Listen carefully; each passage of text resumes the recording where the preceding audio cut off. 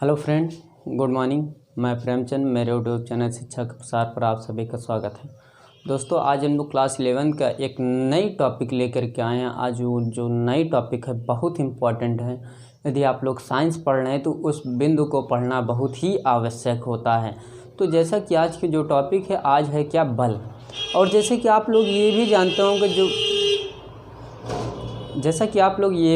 होंगे कि जो ये बल है, बल तो कई प्रकार के होते हैं, लेकिन हम लोग प्राकृतिक के अनुसार और वास्तव रूप से जो बल होते हैं उन पर हम लोग फोकस करेंगे। लेकिन जैसे कि आप लोग जानते हैं कि घर्षण बल, ये सब जो बल हैं, जैसे घर्षण बल हो गया, गुरुत्वाकर्षण बल हो गया, ये जितने भी बल हैं, नाभिकीय बल हो गया, ये जितने भी बल हैं हम लोग क्या करेंगे, इस पर फोकस करेंगे।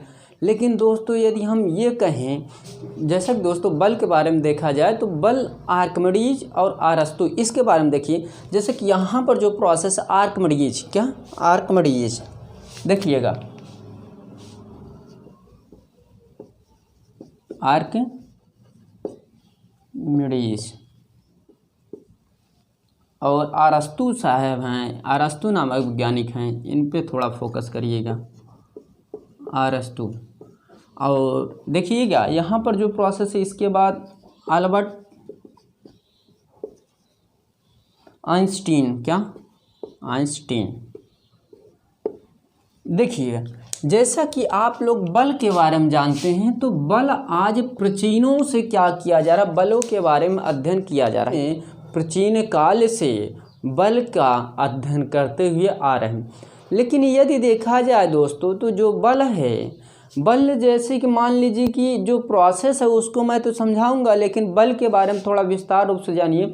जैसे कि बल जो है उसके अनुसार जो है प्रोसेस कई वैज्ञानिक हैं, जैसे कि मान लीजिए कि आर्किमिडीज और अरस्तू ने अपना कुछ विशेष मत दिए थे, क्या कुछ अपना विशेष मत दिए थे। लेकिन इन्हीं के कुछ समय पश्चात, या हम लोग इस प्रकार कह सकते हैं कि आर्किमिडीज और अरस्तू ने अपने द्वारा बल का या बल के बारे में कुछ ऐसी विशेष बातों के बारे में बताए थे, जो आगे चलने पर न्यूटन नामक, यानी कि उनका फुल नेम है, यानी पूरा नाम है सर आइजैक न्यूटन। और सर आइजैक न्यूटन ने इनके जो बातों द्वारा, यानी कि उनके द्वारा जो कही गई बातें थीं, उनको इन्होंने क्या किए, गलत कर दिए। कौन? Sir Isaac Newton.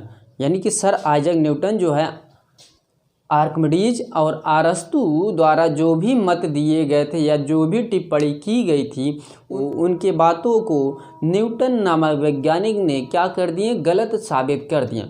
और ये 17वीं शताब्दी में क्या किए थे, 17वीं शताब्दी में इसको गलत साबित कर दिए थे न्यूटन जो है वैज्ञानिक, उन्होंने इसको क्या किए, इनके बातों द्वारा जो कही गई बात थी, इन्होंने क्या कर दिए, गलत कर दिए 17वीं शताब्दी में। लेकिन 18वीं शताब्दी में अल्बर्ट आइंस्टीन ने ये कहा कि जो बल हैं उनको हम लोग प्राकृतिक रूप से 4 भागों में रख सकते हैं, या 4 प्रकार का अध्ययन कर सकते हैं। कौन कहा? अल्बर्ट आइंस्टीन एक माने जाने वैज्ञानिक है, जिनके बारे में आप लोग पढ़ेंगे बहुत ढेर सारे। इनके बारे में, इनके द्वारा जो रिसर्च की गई हैं, बहुत अच्छे रिसर्च की गए हैं, जो सफलतापूर्वक क्या हुए हैं, सिद्ध हुए हैं। और उनको आज लोग, इनके बारे में जो लिखी गई कहानी है या इनके द्वारा जो खोज किए गए हैं, उनको आज लोग क्या कर रहे हैं, अध्ययन कर रहे हैं दोस्तों। तो फिलहाल आप इतनी बातें याद करिए कि 18वीं शताब्दी में अल्बर्ट आइंस्टीन ने ये कहा कि सारी प्राकृतिक के अनुसार 4 प्रकार के बल होते हैं, जैसे कि उनको हम लोग सर्वप्रथम लिखें, तब उसके बारे में क्या करें, टिप्पणी करें। जैसा कि यहाँ पर आप लोग फोकस करिएगा, इसको रब करें दोस्तों।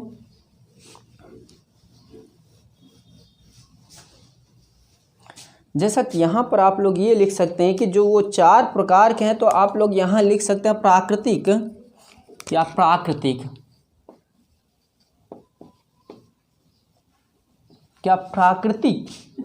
में 4 बल उपस्थित हैं। कितने प्रकार के 4 बल उपस्थित हैं या 4 भागों में बांटा गया है। तो यहाँ पर फर्स्ट पॉइंट देखा जाए तो इसको हम लोग इस प्रकार समझेंगे, लेकिन अभी जो बल का प्रोसेस है उसको हम अलग तरीके से क्या करेंगे समझेंगे। जैसा कि इन्होंने अपना पहला मत दिया गुरुत्वाकर्षण बल। क्या गुरुत्वाकर्षण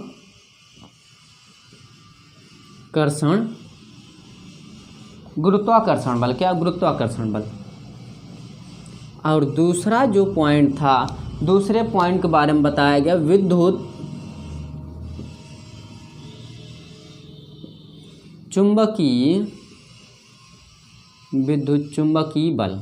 क्या विद्युत चुंबकीय बल, इतनी बात क्लियर। और तीसरा जो पॉइंट है, तीसरे पॉइंट को हम लोग कह सकते हैं प्रबल नाभिकीय बल। क्या प्रबल नाभिकीय बल, प्रबल नाभिकीय बल, इतनी बात क्लियर। और चौथा पॉइंट जो है दोस्तों, चौथा पॉइंट जो है ये इम्पोर्टेंट है, जैसे कि आप लोग जानते हैं दुर्बल बल। क्या दुर्बल नाभिकीय बल, दुर्बल नाभिकीय बल। ये जो 4 बल हैं दोस्तों, इन्होंने यानी कि अल्बर्ट आइंस्टीन द्वारा इन 4 बलों को क्या किया गया, रखा गया। यानी कि इन्होंने ये कहा कि प्राकृतिक में ये 4 बल क्या होते हैं, यानी कि उपस्थित हैं या विद्यमान है प्राकृतिक के अनुसार ये 4 बल होते हैं, जिनको हम लोग विस्तार से पढ़ेंगे, लेकिन इनके अकॉर्डिंग नहीं पढ़ेंगे। जैसे कि आप लोग सर आइजैक न्यूटन के बारे में आप लोग जानते होंगे या सुने होंगे।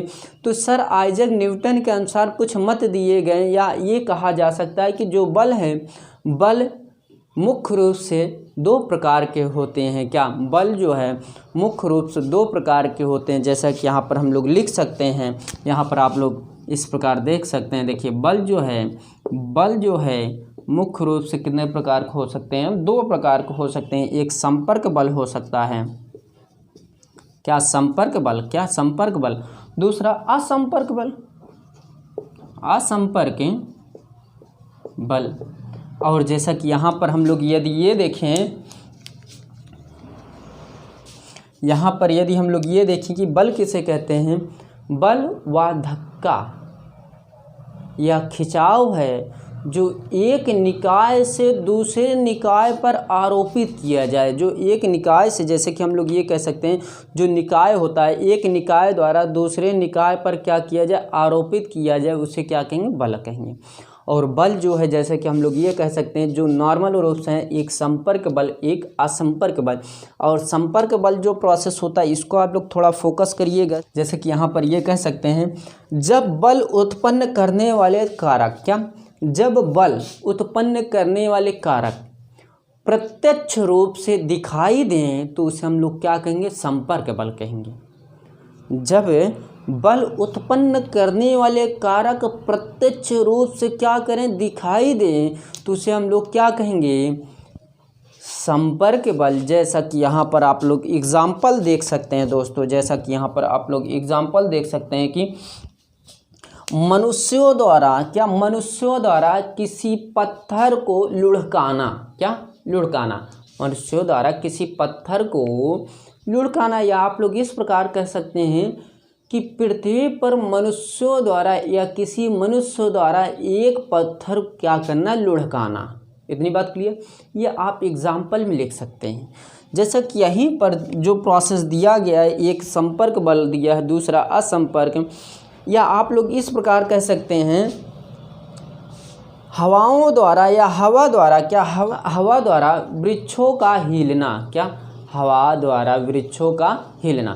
तो ये भी आप लोग एग्जाम्पल में रख सकते हैं। जैसा कि यहाँ पर हम लोग असंपर्क बल देखें दोस्तों, जैसा कि यहाँ पर हम लोग असंपर्क बल देखें, तो ये आप लोग कह सकते हैं, बल उत्पन्न करने वाले कारक, क्या बल उत्पन्न करने वाले कारक स्पष्ट रूप से दिखाई न दे। या आप लोग ये कह सकते हैं कि बल उत्पन्न करने वाले कारक दिखाई ना दे, बल्कि आभास या महसूस किया जाए, तो उसे हम लोग क्या कहेंगे, असंपर्क बल कहेंगे। क्या दोस्तों, असंपर्क बल कहेंगे। यदि हम लोग इसी में देखा जाए, ये जो असंपर्क बल है, इसका एग्जाम्पल देखा जाए दोस्तों, तो आप लोग ये कह सकते हैं कि चुंबकीय बल रेखाएं, क्या चुंबकीय बल रेखाएं, या इस प्रकार आप लोग कह सकते हैं धरती में चुंबकीय बल रेखाएं, और ये हम लोग आभास करें कि पृथ्वी के अंदर या पृथ्वी में चुंबकीय बल रेखाएं उपस्थित हैं, जो हमेशा बाह्य आवर्त में यानी कि बाहर की ओर तरंगे इनकी जो निकलती हैं वो सदैव नॉर्थ ध्रुव से, अर्थात ये हम लोग इस प्रकार कह सकते हैं नॉर्थ पोल से लेकर के साउथ पोल पर क्या होती है, इनकी एंडिंग पॉइंट होती है। अर्थात ये इनकी जो तरंगे निकलती है नॉर्थ पोल से उठेंगी, साउथ पोल पर क्या होंगी, समाप्त होंगी दोस्तों। और इन्हीं के तरंगे जो हैं अगर आंतरिक आवर्त में देखा जाए तो आंतरिक आवर्त में इनकी तरंगे सदैव साउथ पोल से उठेंगी, नॉर्थ पोल पर क्या होंगी, समाप्त होंगी। या हम लोग इस प्रकार कह सकते हैं दोस्तों कि साउथ से निकलेंगी, नॉर्थ पर क्या होंगी, समाप्त होंगी। तो ये बल उपस्थित हैं, लेकिन हमको आभास होता है कि ये बल क्या है, उपस्थित हैं, लेकिन दिखाई नहीं देते हैं। लेकिन जैसा कि मैंने यहाँ संपर्क बल में ये कहा कि उत्पन्न करने वाले कारक प्रत्यक्ष रूप से क्या हो, दिखाई दें, तो इसे हम लोग संपर्क बल कहेंगे। या इस प्रकार कह सकते हैं कि पृथ्वी पर किसी व्यक्ति द्वारा किसी पत्थर क्या करना, लुढ़काना, और उस पत्थर क्या किया जाए, लुढ़काया जा रहा है किसी व्यक्ति द्वारा ना, किस लिए, उस पर फोर्स किया जा रहा है। यदि उस पत्थर को लुढ़काया जाए तो उसके विपरीत दिशा में घर्षण बल कार्य करेगा। ये आप लोग ध्यान रखिए, क्योंकि हम ये सभी पढ़ा चुके हैं, लेकिन आने वाले क्लासों में हम लोग घर्षण व कार्य के रूप में क्या करेंगे, कुछ महत्वपूर्ण बिंदुओं क्या करेंगे, डिस्कस करेंगे, क्योंकि ये मैंने एक अलग पार्ट करके समझा रहा हूँ बल के बारे में। अभी आपको जो प्रोसेस घर्षण बल उसको भी मैं अलग डिफाइन करके ही समझाऊंगा। तो जैसा कि यहाँ पर ये जो प्रोसेस हो गए, अब इसके अंतर्गत ये संपर्क बल तो प्रोसेस क्लियर, और असंपर्क बल के बारे में भी मैंने एग्जाम्पल व परिभाषा क्या किया, सुचारू रूप से बताया। और यदि असंपर्क बल देखा जाए दोस्तों, क्या असंपर्क बल ये क्या होते हैं, बहुत ही इम्पॉर्टेंट होते हैं, इनके अंतर्गत जो बल आते हैं। जैसा कि यहाँ पर देखा जाए तो इसको हम लोग रफ करें दोस्तों,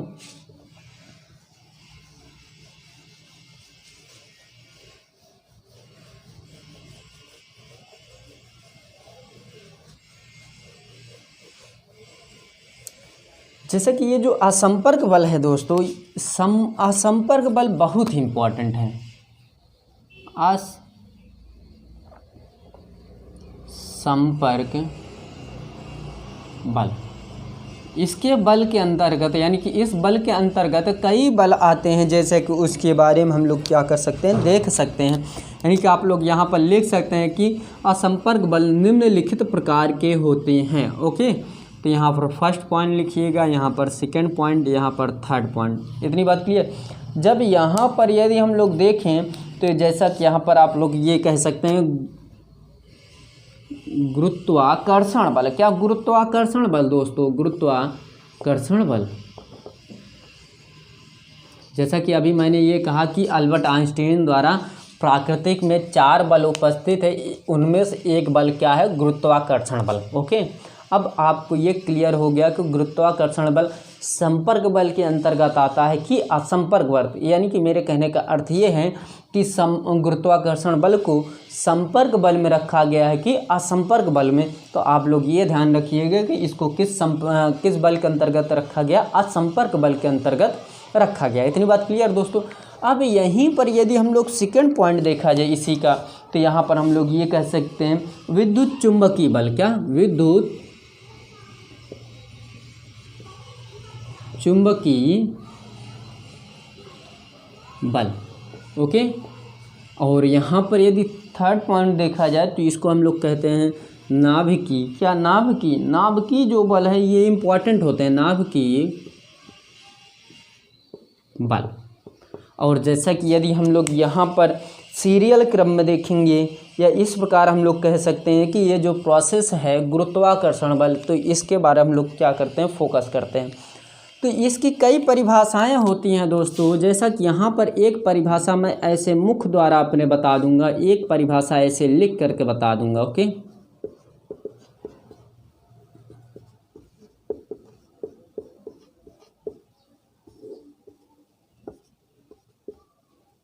जो ये जैसे कि लिखा जाए दोस्तों, तो ये जो बल हैं, जैसे कि आप लोग ये कह सकते हैं ब्रह्मांड में स्थित प्रत्येक कण या पिंड, ब्रह्मांड में उपस्थित प्रत्येक कण या पिंड, और इसी को हम लोग दूसरे रूप में कह सकते हैं, दूसरे कणों ऑब्लिक पिंडों पर, कणों ऑब्लिक पिंडों पर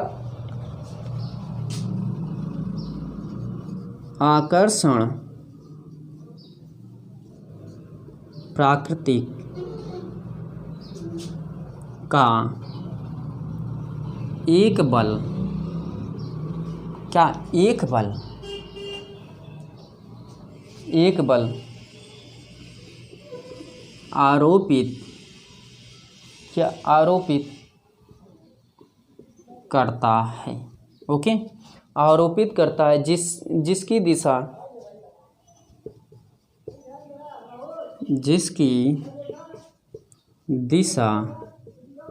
पिंड के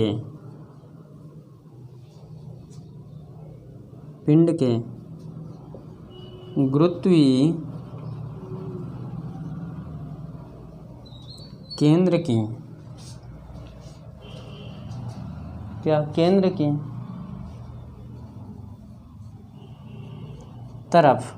की तरफ होती है, जिसे हम लोग क्या कहते हैं, गुरुत्वाकर्षण बल कहते हैं। और न्यूटन द्वारा एक नियम है, जैसे कि आप लोग ये कह सकते हैं एफ जी बटे capital G m1 m2 by m1/2 r का स्क्वायर। ओके, तो मैं इसको समझाता हूँ। जैसा कि यहाँ जो गुरुत्वाकर्षण बल है, इसको आप लोग इस प्रकार कह सकते हैं, जैसा कि यहाँ पर जो मैं प्रोसेस लिखा हूँ, ब्रह्मांड में स्थित प्रत्येक कण या पिंड, दूसरे शब्दों में कहा जाए तो दूसरे कणों पिंडों पर आकर्षण प्राकृतिक का एक बल आरोपित करता है, जिसकी दिशा पिंड गुरुत्वीय केंद्र की तरफ होती है। जैसे कि ये फार्मूला होता है, जैसे कि ये जो फार्मूला है एफ जी बराबर capital G m1 m2/r²। Okay, तो यहाँ पर आप लोग ये कह सकते हैं इस प्रकार, जैसे कि आप लोग मेरे ख्याल से पढ़े होंगे। फिलहाल ये आपका प्रोसेस इंटर मिलेगा, देखिएगा ध्यानपूर्वक।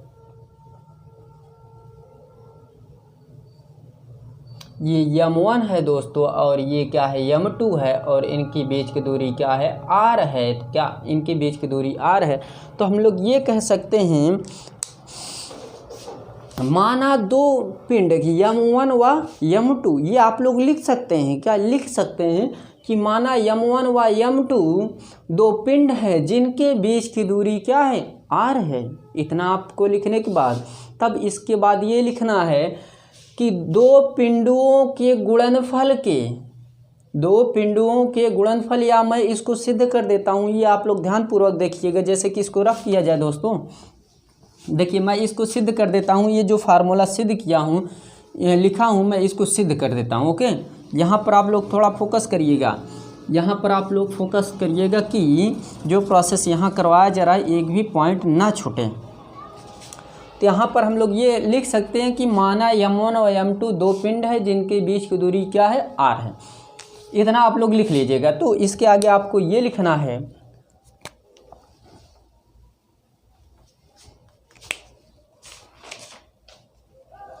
तो इनके बीच की दूरी जो है r है। तो इनके इस प्रकार आप लोग लिखिएगा कि ये जो f है, f जो है दोनों पिंडों के गुणनफल के अनुक्रमानुपाती है। क्या, जो ये पिंड हैं, ये देखिए m1 m2, ये दोनों बल की क्या हैं, अनुक्रमानुपाती हैं। तो इसको आप लोग इस प्रकार प्रोसेस रख सकते हैं। और इसी प्रकार जो दूरी है वर्ग के व्युत्क्रमानुपाती है, यहाँ पर f प्रोपोर्शनल इस प्रकार कह सकते हैं। इस प्रकार देखिए f प्रोपोर्शनल 1/r²। क्या यहाँ पर हम लोग ये कह सकते हैं दोनों पिंडों के गुणनफल के अनुक्रमानुपाती तथा इनके बीच के दूरी के वर्ग के व्युत्क्रमानुपाती ये होता है। जैसे कि आप लोग इंटर पढ़ेंगे, एक कूलाम का नियम है दोस्तों, एक कूलाम का नियम है दोस्तों, तो उसको आप लोग ध्यानपूर्वक पढ़िएगा, मैं पढ़ाऊँगा आपको। तो यहाँ पर जो प्रोसेस है ये, जैसे कि इक्वेशन में यहाँ सेकंड बना दिया, तो यहाँ पर आप लोग लिख सकते हैं समीकरण 1 तथा समीकरण 2 से।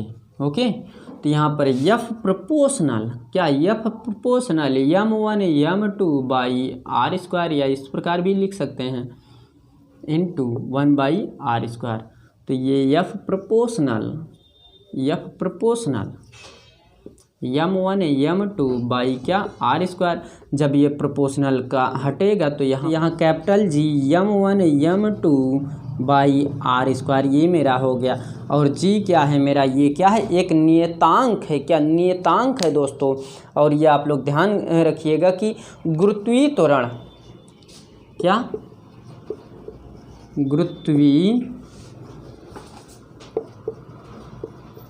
गुरुत्वीय त्वरण का जो मान होता है दोस्तों वो 9.8 मीटर प्रति सेकंड स्क्वायर होता है। और कैपिटल जी में अभी प्रोसेस आगे मिलेगा, मैं उसको आगे बताऊंगा। ओके दोस्तों, तो जैसा कि यहाँ पर ये जो प्रोसेस है इसको आप लोग इस प्रकार भी समझ सकते हैं कि माना दो पिंडों के बीच लगने वाला आकर्षण बल तथा दो प्रतिकर्षण बल, क्या माना दो पिंडों के बीच लगने वाला आकर्षण बल तथा प्रतिकर्षण बल तथा इन पिंडों के गुणनफल के अनुक्रमानुपाती तथा इनके बीच के दूरी के वर्ग के व्युत्क्रमानुपाती ये प्रोसेस, ये सेम टू सेम कूलाम के नियम के अनुसार है। यदि आपको ये आ गया तो कूलाम का नियम आराम से आ जाएगा, जो कि कूलाम का जो नियम है वो 2 नंबर में अधिकतर इंटर फाइनल में पूछा जाता है, जो बोर्ड का पेपर रहता है उसमें पूछा जाता है।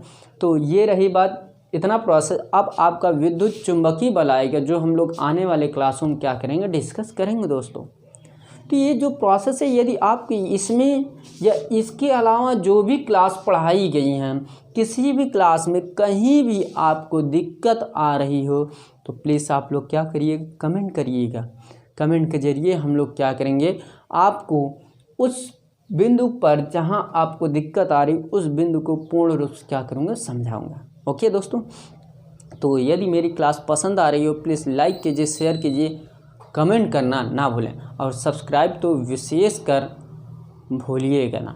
जैसा कि आने वाले क्लासों में हो सकता है शायद ऑनलाइन क्लास स्टार्ट हो जाए 1 या 2 दिन 3 दिन के बाद। तो यदि मेरी क्लास पसंद आ रही हो प्लीज़ लाइक कीजिए, शेयर कीजिए, कमेंट करना ना भूलें। तो आज क्लास यहीं पर समाप्त करते हैं। थैंक यू वेरी मच, धन्यवाद दोस्तों।